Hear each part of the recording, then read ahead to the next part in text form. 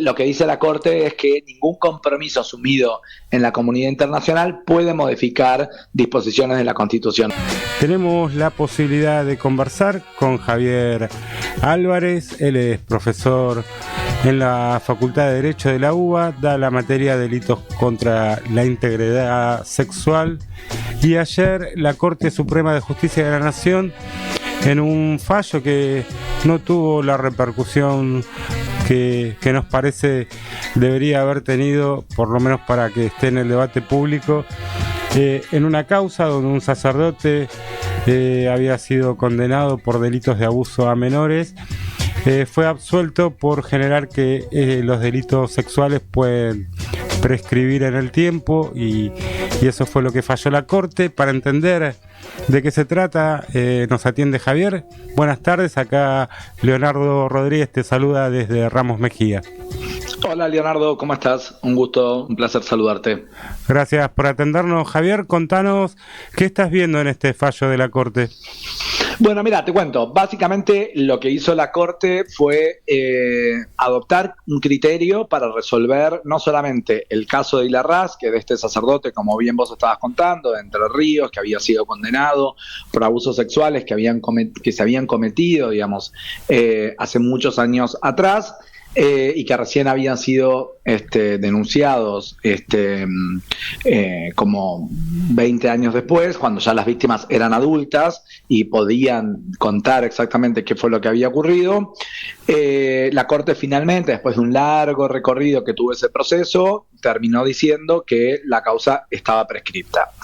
También la Corte lo que dice en ese fallo es que hay muchos otros casos similares al de Hilarrás, y por eso fija como un criterio en relación con la vigencia de la acción penal en materia de delitos sexuales contra niñas, niños y adolescentes. Hay mucha confusión con esto porque efectivamente en el año 2011 se modificó la ley para tratar de ampliar los plazos de prescripción cuando se trate de víctimas menores de 18 años, víctimas de delitos sexuales, y luego el Congreso de la Nación vuelve a sancionar una nueva ley en el año 2015, una ley que en noviembre de este año cumple unos 10 años de vida, en el cual establece que en realidad los delitos sexuales, el plazo de prescripción empieza a correr desde que cuando la víctima, ya siendo adulta, interponga la denuncia. Esto es lo que se conoce como en la ley de respeto al tiempo de las víctimas.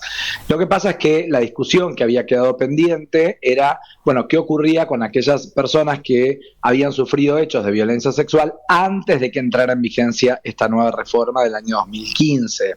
Y esto es lo que ayer la Corte termina con este fallo de fijar un criterio. Y lo que dice es, si tu caso fue anterior a noviembre de 2015, está prescripto. Y rechaza todos los argumentos que distintos tribunales a lo largo y ancho del país venían sosteniendo para mantener vigente la acción penal, es decir, para que no prescribieran. Por un lado, el argumento más fuerte que se sostenía era que Argentina se había comprometido en la comunidad internacional con distintos tratados, había asumido obligaciones a partir de las cuales tenía que remover todos los obstáculos para garantizar el acceso a la justicia de niñas, niños y adolescentes víctimas de distintos tipos de abusos, entre ellas el abuso sexual. El principal compromiso que asumió la Argentina fue cuando suscribió la Convención Internacional sobre los Derechos del Niño a fines de la década del 80 y principios de los 90, y que luego en el año 94 adquirió jerarquía constitucional. La Corte lo que dice sobre ese argumento, que era el argumento más sólido por el cual muchos tribunales a lo largo y ancho del país, como te decía, permitían que no se prescribiera la acción penal, la Corte dice, bueno, estos compromisos no pueden modificar lo que se suele llamar como cláusulas pétreas de la Constitución, que en palabras más llanas lo que termina diciendo es, bueno, el compromiso que un Estado asume en la comunidad internacional tiene como límite su ordenamiento interno, y en ese sentido no se pueden modificar garantías que surgen de la Constitución Nacional. Dentro de esas garantías está que la ley penal siempre rige hacia el futuro, nunca hacia el pasado, salvo que sea más favorable para el imputado. Esto es una cuestión ya un poquito más técnica. Pero en síntesis, lo que establece la Corte fue cómo resolver ese problema que se venía planteando y que la verdad es que no había tampoco un consenso claro dentro de los tribunales inferiores, sino que había distintas posturas y distintas posiciones sobre si los hechos cometidos con anterioridad a noviembre de 2015, que fue cuando entró en vigencia esta reforma, podían ser juzgados o no. La Corte ayer dijo que no. Ahora, bajando un poquito la espuma, y sobre todo por si hay gente que está escuchando y que de repente su caso es uno de estos que se cometieron con anterioridad a noviembre del 2015, hay que tener en claro algunas cuestiones. Por un lado, el alcance de los fallos de la Corte. La Corte falla y decide sobre el caso concreto. Las decisiones de la Corte en Argentina no modifican leyes, como sí puede llegar a ocurrir con otros sistemas, como por ejemplo el sistema anglosajón. Bueno, el sistema argentino no es solamente la sentencia se aplica para el caso particular. También es cierto que estamos en un proceso en renovación de la Corte. Hay 2 vacantes que en algún momento se van a cubrir. También hay proyectos de ampliación de la Corte, con lo cual también la doctrina que asumió la Corte en este caso es solamente para el caso concreto y es la interpretación que tienen estas 3 personas que actualmente integran la Corte Suprema. En una Corte que el horizonte sea que se amplíe en poco tiempo. El Ministerio Público Fiscal de la Nación, que es quien acusa los delitos y quien lleva adelante la acusación en estos casos, no modificó su criterio, o sea, hasta ahora, hasta el momento, mantiene la posición de seguir sosteniendo la vigencia de la acción penal. Y por otro lado, hay un argumento que dice la Corte que podría llegar a servir para achicar un poco el efecto o el alcance de este caso. La Corte lo que dice es que no se obstaculizó el acceso a la justicia en las víctimas de este caso en particular, de este caso concreto, porque estableció que cuando las víctimas denunciaron estos hechos, eran adultas y además de ser adultas ya no tenían algún tipo de sujeción o de dependencia respecto del acusado. Es decir, ya había pasado mucho tiempo en donde había existido ese vínculo entre el acusado y las víctimas, con lo cual, digamos, esto le daba una particularidad al caso en concreto. Entonces uno podría llegar a pensar que cuando la Corte hace esa aclaración, está diciendo, bueno, que el criterio que adopta en esta sentencia se aplicaría solamente a esos casos en particular, pero quizás en un abuso sexual intrafamiliar, que te diría que es más del 90% de los casos de violencia sexual contra niños y adolescentes, esa sujeción, esa dependencia, bueno, puede subsistir con el tiempo, aún aunque la víctima haya cumplido los 18 años, ya sea porque hay una dependencia afectiva, una dependencia económica, porque bueno, hay todavía un secreto dentro de esa familia que subsiste y que es difícil romper. Hay ciertos mandatos culturales que también son difíciles de romper. Entonces pareciera ser que respecto de ese conjunto de casos, bueno, la Corte hizo una distinción. Esto es una interpretación, si querés todavía, digamos, con la noticia en caliente. Hay que esperar un poquito a que baje un poco la espuma, pero yo creo que ahí hay una pequeña distinción para poder hacer, y que es una interpretación de la que seguramente hay que seguir trabajando, ¿no? Está bien. Estamos conversando con Javier Álvarez. Él es abogado, docente de la materia de delitos contra la integridad física.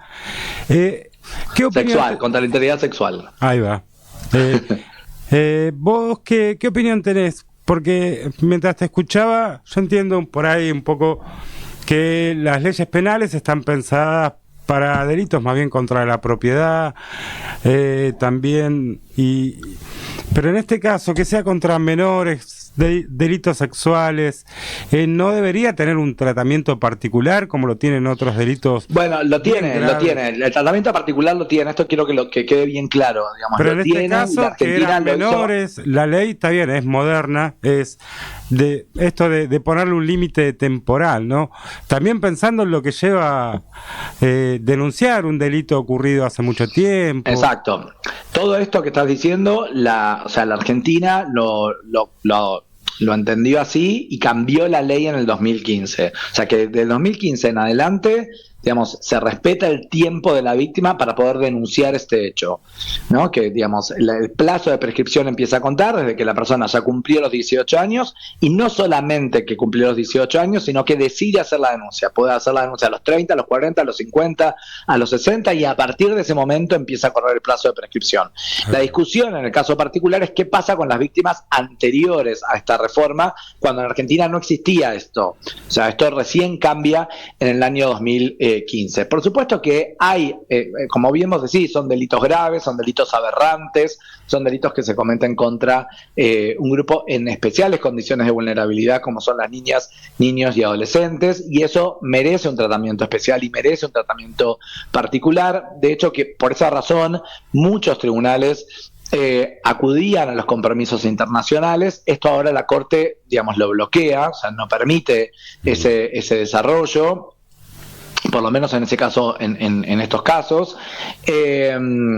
Y otra cosa que también dice la Corte en el caso particular, por eso trato como de acotar un poco los efectos de la sentencia al caso en concreto, porque la Corte también lo que dice es que en el caso particular, en el caso concreto, no se había declarado la inconstitucionalidad de la norma, dejando también abierta la posibilidad de que en otros casos, si se decreta la constitucionalidad de la norma en las instancias inferiores, bueno, quizás entonces la resolución del caso sea distinta.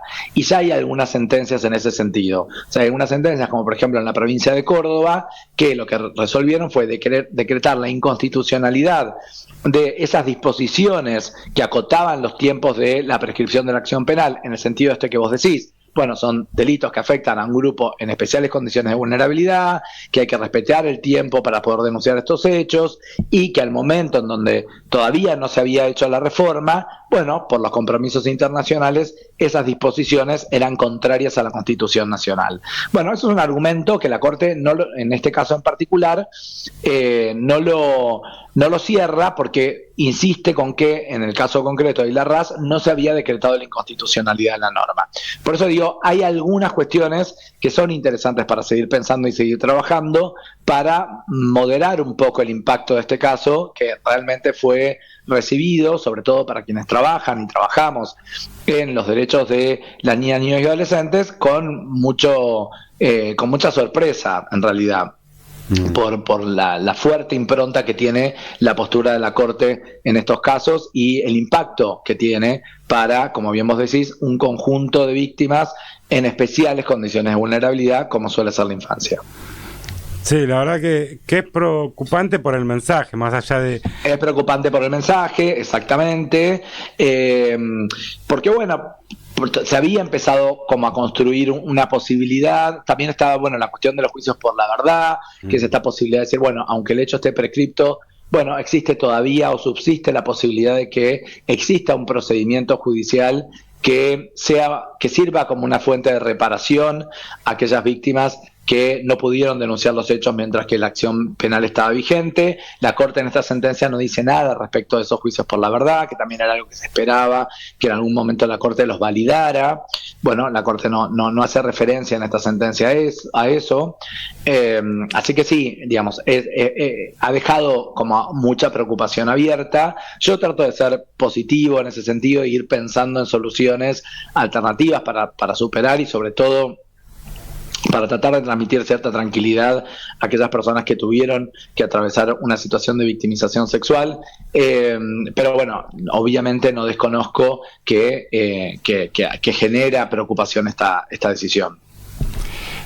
Javier, una cosita ahí para que nos quede claro. La inconstitucionalidad, entonces, ¿de qué norma sería la que tendría que declarar un tribunal para que esto no vuelva a ocurrir? Es la norma del Código Penal que establece, o que establecía antes de la reforma del año 2015, que los delitos sexuales prescribían como cualquier otro delito, ¿no? Digamos, no hacía distinción respecto del tipo de delito que se trate. Entonces, esa es la norma que en principio habría que declarar inconstitucional para sostener la vigencia de la acción penal. Porque pensaba también el hay algunas provincias que lo hicieron, ¿no? Córdoba, por ejemplo, tiene algunas sentencias en ese sentido.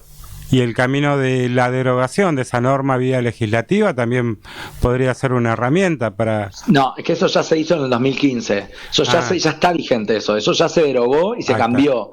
El tema es qué pasa con las víctimas anteriores al 2015. Está bien. Y ninguna norma puede ir para atrás en ese sentido, como nos decía. Eso es lo que termina de ratificar la Corte en el fallo de ayer. Las normas penales rigen para el futuro, nunca para el pasado. Entonces no se puede aplicar retroactivamente esas reformas del 2015 a años ocurridos con anterioridad, a hechos ocurridos con anterioridad. Ahí va. Y la última, decías algo que la Corte con este fallo agota un poco el camino, la vía internacional, en cortes de derechos humanos internacionales. No, que en esa opción quede vigente. Lo que dice la Corte es que ningún compromiso asumido en la comunidad internacional puede modificar disposiciones de la Constitución Nacional. Esto es un criterio que esta Corte ya viene sosteniendo en algunas otras sentencias anteriores, que en realidad es relativamente novedoso esto en nuestra tradición jurisprudencial, porque, bueno, vos sabés que la Argentina, sobre todo la reforma del año 94, lo que hizo fue darle protagonismo, centralidad a esos compromisos que la Argentina asume, sobre todo en materia de derechos humanos, ¿no? Y hubo, cierto acompañamiento de pensar, digamos, al ordenamiento jurídico desde una mirada convencional. Bueno, en la Corte, esta configuración de la Corte en los últimos tiempos ha ido reduciendo ese impacto de los compromisos internacionales, pero esto no es un obstáculo para que, en el caso particular, las víctimas de este sacerdote puedan recurrir a la Comisión Interamericana de Derechos Humanos y, bueno, solicitar quizás otra interpretación respecto de el alcance de las normas y los compromisos internacionales. Ahí está, ahí quedó claro, les queda también abierta la vía internacional en este caso.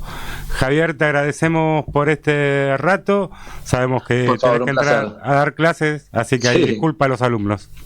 Bueno, bien, muchísimas gracias, hasta luego. Hasta luego. Javier Álvarez, docente en la Facultad de Derecho de la UBA en la materia de delitos contra la integridad sexual.